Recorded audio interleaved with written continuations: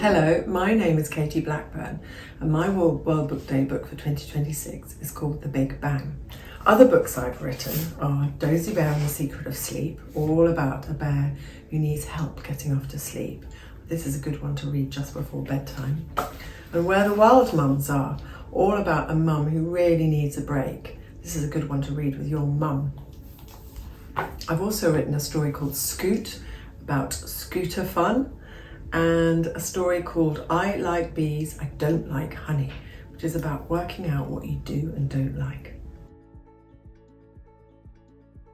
I love reading everywhere. I love reading in bed, I like reading at the breakfast table, I like reading in the bath. I also like to put books in the loo, so that there's a book wherever I go, because I think reading is so much fun. But still, my favourite place to read is in bed. My top tips for reading are put books all around your home so you've always got a book to reach for. If you think you don't like reading, it's just you haven't found the right book yet, so keep going. And if you're not enjoying a book, just put it down or give it away and try another one.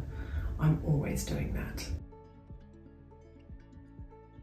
Now, if I was going to set myself a reading challenge, I think it would be to read more books that make me want to write or draw, because I love writing stories and poems and jokes and all sorts. And I love drawing and doodling and making up new characters. So any book that inspires me to do that is a winner for me.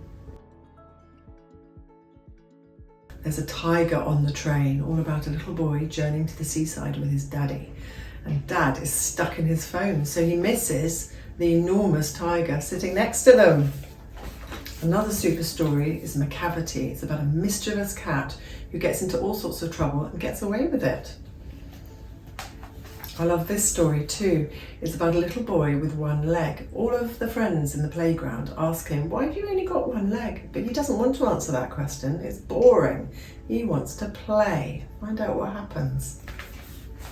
We've also got The Coming of the Iron Man, an enormous robot-like giant who suddenly appears on a hillside and meets a little boy called Hogarth. What happens when the Iron Giant won't stop eating?